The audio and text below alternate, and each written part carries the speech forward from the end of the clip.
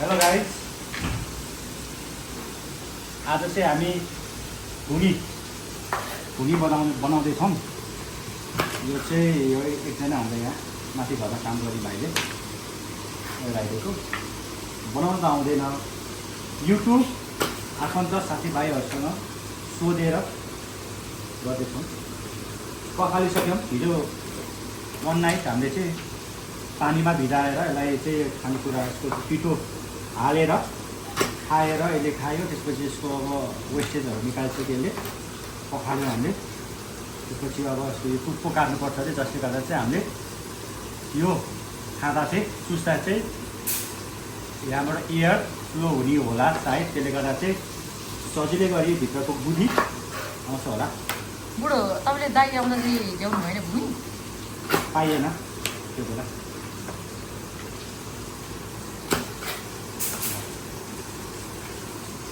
भुगी काटेपछि देखाएन कस्तो गरेर देखाऊ त भिडियो, देखाउ न भिडियो। यो सबै काटेर देखाउ न, नजुलाउ है। त्यही भएर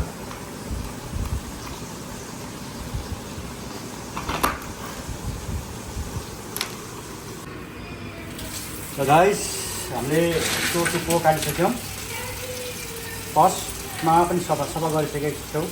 पछि फेरि अब खाएको सेकेन्ड लट सफा गर्दैछौँ।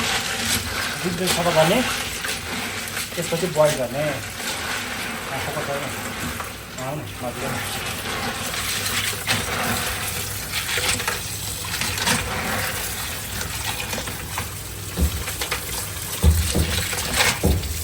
टुप्पो काटिसकेको छ हामीले।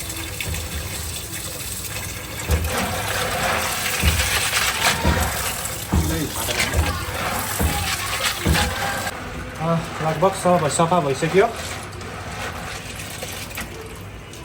सक्नुहुन्छ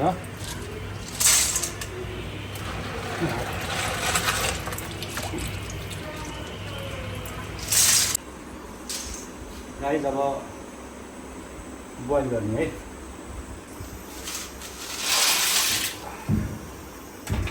बोइल गरिदिउँ है। बोइल गर्दा चाहिँ हामी थोरै बेसार, टर्मरिक पाउडर, सल्ट, नुन, बोइल गर्दा चाहिँ भित्रको अझै पनि फोहोरहरू सब निस्किन्छ। अनि त्यसपछि चाँडै पनि पाक्छ।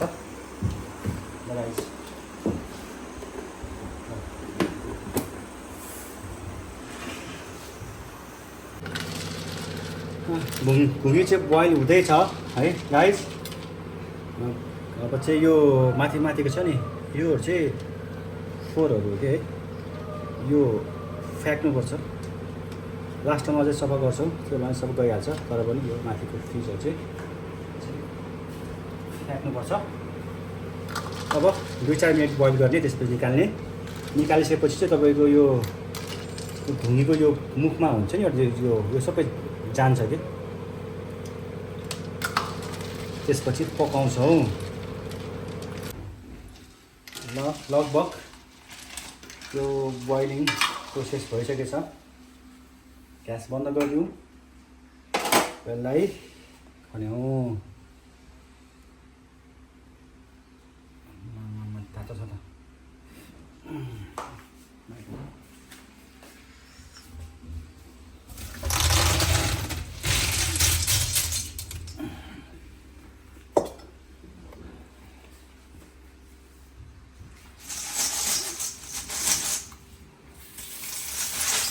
चिज पानी हालौँ।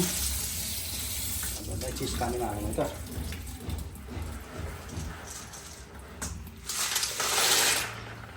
यसको अब उसिन्दा चाहिँ यो हुन्छ नि, यसको यो सबै जान्छ यस्तोहरू है। अब चाहिँ यहाँ निकाल्नु पाइन्छ, सलाई सबै जान्छ।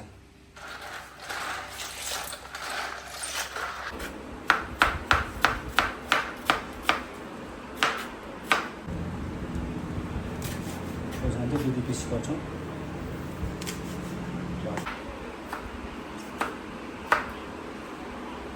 केको लागि काट्नु पर्यो? हाम्रो घुगी स्पेसल।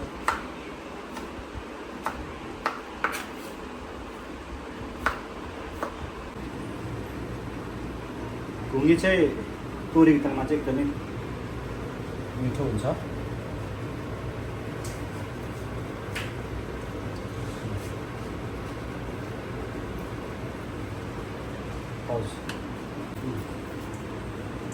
त्यो मेथी तोरे मेथीसँगै प्याज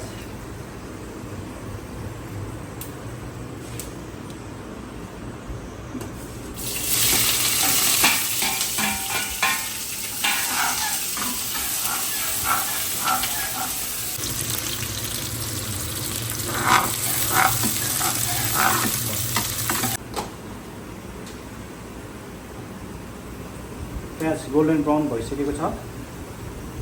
अब अदुवा लसुनको पेस्ट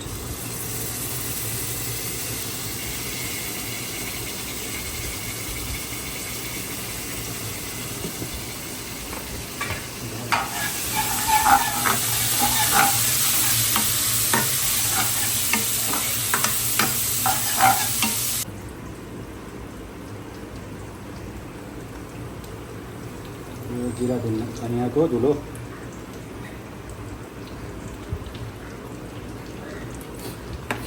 थोरै दिनुपर्छ नि।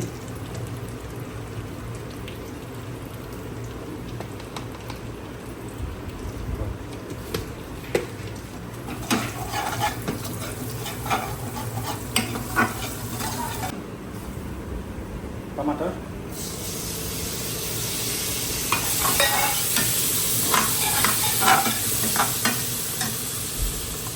नुन स्वाद अनुसार है त्यो झोल हाल्नुपर्छ। त्यो नुन हालौँ।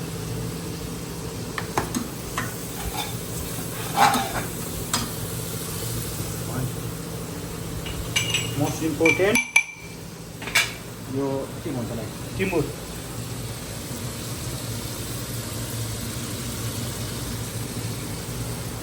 कुटेर हालेको थोरै अप्सनल मिट मसला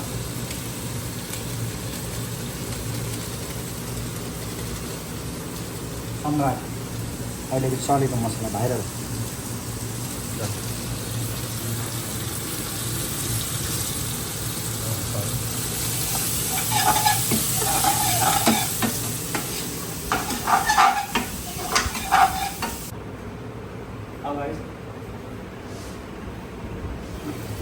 ग्रेभी ग्रेभी अलमोस्ट रेडी रहेछ ग्रेभी।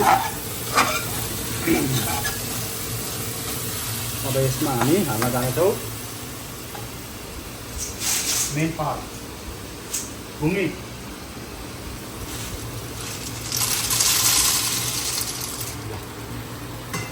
हामीले थोरै लगभग 5 मिनटदेखि फ्राई गर्छौँ।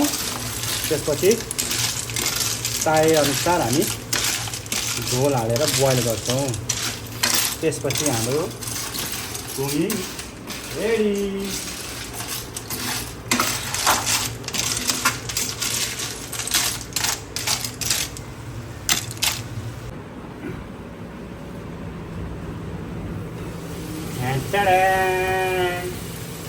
अलमोस्ट 5 मिनट फ्राई भइसकेको छ। हेर्न सक्नुहुन्छ प्राय मान्छेले यत्तिकै पनि खाएको देखेको छु है। हामी चाहिँ झोल हाल्छौँ। टिपिकल्ली अरू रेसिपीमा चाहिँ मैले झोल देखेको थिएँ। त्यसैले अब झोल हाल्छौँ।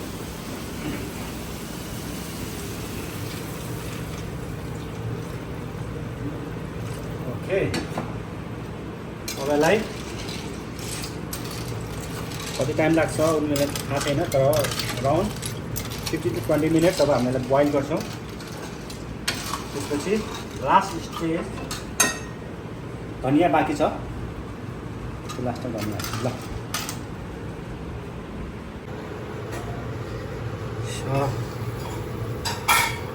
घुङ्गी लगभग रेडी भइसकेको छ। यसलाई धनियाँ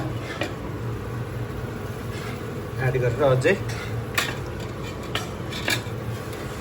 10 minutes 5 minutes to 10 minutes गरेर बोइल गर्नु किनकि भात झोल अलि ठिक देखिरहेको छ झोल थोरै घटाउनु पऱ्यो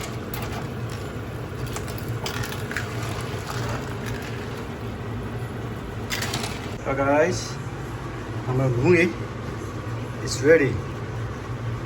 Okay. ग्यास बन्द गरिदिन्छु. Okay.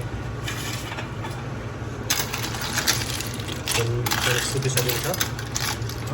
गार्निसको लागि थोरै धनियाँ हाल्दैछौँ. Okay. घुँगे is ready. 이거 다 낸다?